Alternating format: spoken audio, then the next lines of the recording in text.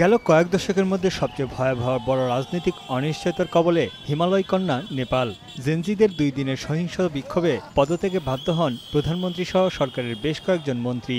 সহিংস বিক্ষোভ ছড়িয়ে পড়ে গোটা নেপালে। পুলিশের গুলিতে প্রাণ হারায় বেশ কয়েকজন। হামলা, ভাঙচুর, লুটপাট ও অগ্নিসংযোগ করা হয় বহু সরকারি ও বেসরকারি স্থাপনায়। প্রাণ রক্ষায় পালিয়েছেন দেশটির বহু মন্ত্রী, উপমন্ত্রী ও উচ্চপদস্থ কর্মকর্তারা। তাদের নিরাপদে সরিয়ে নিতে সহায়তা করেছে দেশটির সেনাবাহিনী। কয়েকটি ভিডিওতে দেখা যায় সহিংস বিক্ষোভের মুখে বেশ কয়েকজন মন্ত্রী ও তাদের পরিবারের সদস্যরা সামরিক হেলিকপ্টারের দড়িতে ঝুলে পালিয়ে প্রাণ বাঁচার চেষ্টা করছেন। দেশটির পার্লামেন্ট ভবন সহ এমপি, প্রধানমন্ত্রী ও মন্ত্রীদের বাড়ি জ্বালিয়ে দেওয়া হয়। আন্দোলন থামার একদিন পরও ভবনগুলো থেকে ধোঁয়া বের হতে দেখা যায়।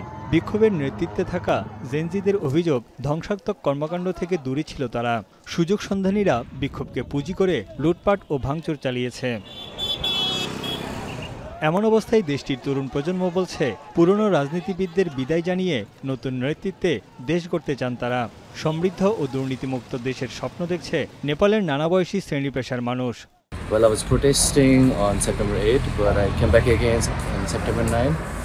And what I witnessed and what I wanted was the freedom of Nepalis. Corrupt politicians must be thrashed out on this parliament, and new generation, new leaders should be implemented here. We just don't want old leaders, but the leaders that are doing good should, and that had not involved in corruption should are okay. अब हामीले हाम्रो देश बनाउनु त भने हाम्रोलाई भन्दा पनि राम्रोलाई रोज्नु पर्यो। बाहिर गएर के गर्छु, यहाँ केही फ्युचरै छैन, म अब +2 भर्खर क्लियर गरेको, म बाहिर गएर के गर्छु।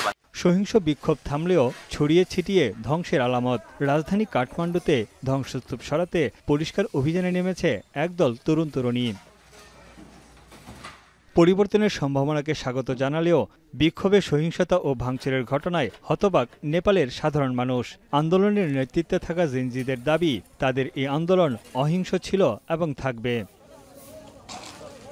তানভীর জনি, এখন বিশ্ব।